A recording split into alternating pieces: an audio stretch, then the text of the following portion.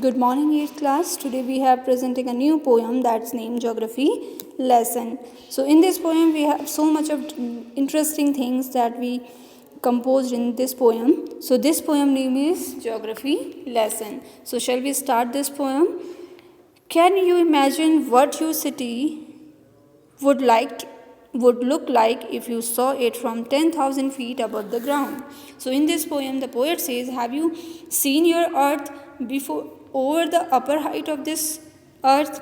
यानी कि बहुत ऊंचाई से आपने कभी अर्थ को देखा है? Neatly planned and perfect in portions like a geometric design, यानी कि नीटली अच्छे से प्लान करी हुई परफेक्ट तरीके से ज्योग्राफी डिज़ाइन की हुई this earth is look like upper the all above the surface. It would strike you as something very different from what is actually is while you are in the thick of it. Here is a poem description of just such a view of the city and some questions that come to your mind. So in this poem the poet says, poet described this poem. So shall we start this? When the jet sprang into the sky, it was clear why the city had developed the way it had. Seeing it scaled 6 inches to the mile, there seems an inevitability about what on ground had looks haphazard, unplanned, and without style when the jet springs into the sky.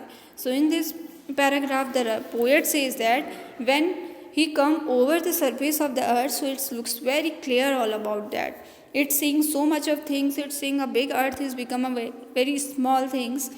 So फिर से देखिए कि इसमें क्या है, जब jet जो है एरोप्लेन जो है स्प्रिंग यानी कि राइज ऊपर की ओर उड़ता है तो स्काई में ऊपर की तरफ उड़ता है. It was clear by the city, तो वो साफ तरीके से देख सकते हैं सिटी को. Had developed the way it had, जो भी उनके पास वे है देखने का उससे अच्छे से देख सकते हैं. Seeing it scaled 6 into two the mile, कैसे ये अर्थ जो है माइल से इंचज़ में कन्वर्ट हो जाती है. इट मीन्स कि कभी भी हम किसी चीज़ को ऊंचाई से देखें तो वो हमें छोटी लगने लगती है. There seems an inevitability about what on ground had looked haphazard. तो अब आसानी से देख सकते हैं कि कैसे बिल्कुल अनप्लान तरीके से, ठीक है, इनवाइट जो अवॉइड नहीं किए जा सकते, बिल्कुल कैसे जो ह्यूमन से उन्होंने अपने घर बनाए हुए हैं. अनप्लान, किसी ने कहीं पर वॉल बनाई है, कोई भी चीज़ प्लान नहीं है. When the jet sprang into the sky, जैसे कि स्काई में जो जेट है वो ऊपर की तरफ उड़ता है. So these things described in this poem.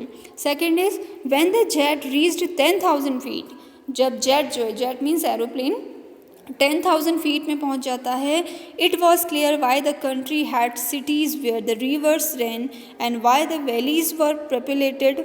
The logic of geography that land and water attracted man was clearly delineated when the jet reached 10,000 feet. So in this poem the poet says when the jet has reached on the upper surface 10,000 feet, so it's very clearly see the rivers, the valleys, and how the peoples lived bank of the rivers and bank of the valleys. And in this poem these actually see this the logic of geography.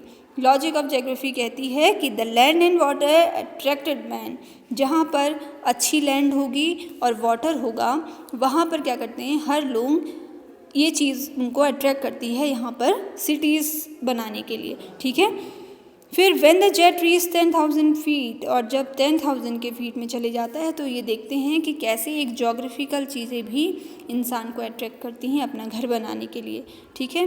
When the jet rose 6 miles high, अब देखो third is when the jet, अब jet कहाँ पे पहुँच गए, 6 miles high, बहुत ऊपर पहुँच गए हैं. It was clear the earth was round. So in this space वो साफ तरीके से देख सकते हैं कि यहाँ से अर्थ क्या है, पूरी तरीके से राउंड है.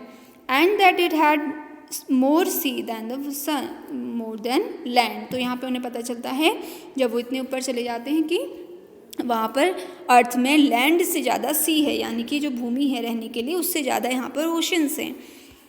But is the last paragraph ही change his thought but it was difficult to understand. पर यह समझना बहुत ही कठिन है. That the man on the earth found causes to hate each other, to build wall across cities and to kill. From that height it was not clear why. In this last paragraph he says that but is what difficult to understand. पर अगर मैं कितनी भी ऊंचाई में चले जाऊँ ये मेरे लिए समझना बहुत ही कठिन है कि that man on the earth found causes to hate each other. इंसान क्यों एक दूसरे से हेट करने लगते हैं, ठीक है। टू बिल्ड वॉल्स, क्यों सिटीज़ के बीच में ये वॉल्स बनाते हैं और एक दूसरे को मारने की कोशिश करते हैं, क्यों इंसान इस अर्थ में ऐसा करते हैं। From that height it was not clear by, कितनी भी हाइट पर पहुँच कर ये चीज़ साफ से नज़र नहीं आती कि लोग ऐसा क्यों करते हैं। दैट्स वेरी गुड पोएम, ठीक है। जुल्फ़िकर घोष ने compose this poem. So again read this poem loudly at your homes and write this poem in your copy.